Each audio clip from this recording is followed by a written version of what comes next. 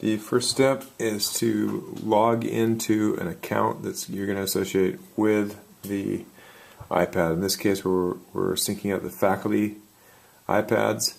Once this is done, we're going to do the student ones next. We'll start with the faculty one. So I'll log into the Mac account that we've created that keeps all of these applications that we're going to put on the iPad separate.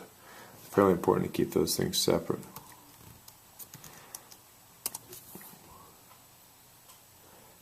Once this has occurred, we'll go ahead and launch the iTunes. And the next step is to take our iPad, which we have decided on the kind of a leather-looking case by Case Crown, and we've labeled each of them with the faculty member's name on it. We'll open it up and plug in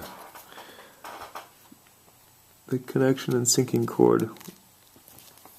So once that's plugged in, the next steps what we have to do are we have to sync up the applications that we have decided we're going to sync up,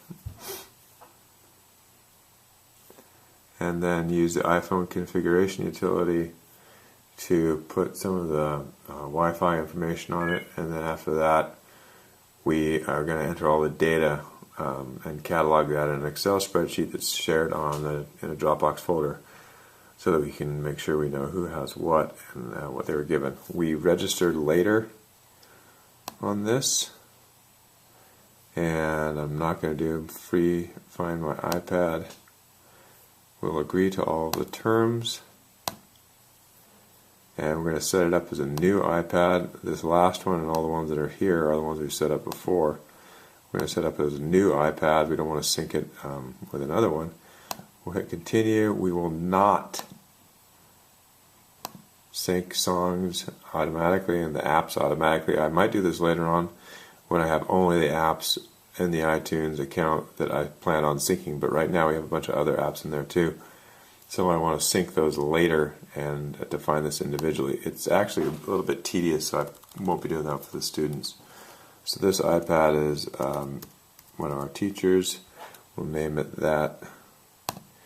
The next step is to begin the syncing process. I'm just going to back it up and put really not a whole lot on it, except I do need to update the software to version 4.3.5. That's the most recent one we have.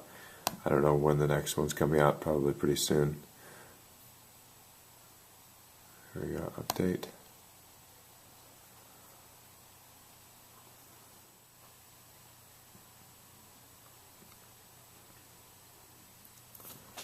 Okay, it's been updated. It's going to restore it, restart it.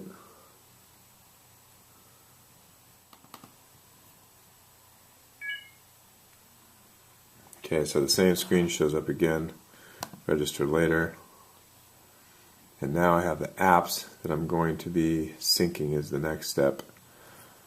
Is to take all the apps, make sure we've synced and are syncing the right ones. So apps.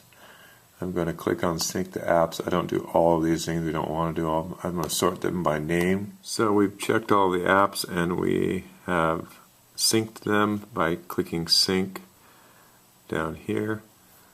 With this completed, all of the apps that we are going to use are on this iPad now. We didn't check all of them because these are just an assortment of ones that we've experimented with.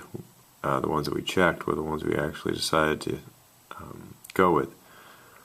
With this complete, we go to our iPhone configuration utility, and we've created this configuration profile right here that is called faculty configuration, and really the only thing we put on here is the Wi-Fi information. The email configuration I started to play with, but I guess I don't know enough exactly how to properly install this, so I just went with the Wi-Fi. Now I will click to install it. Once I click install, it asks me on the iPad itself whether or not I want to install it, so I will install it. And then I select, and I'm looking at the iPad now, showing me install now, and I say yes, and then I hit done. I will eject the iPad and we are all done.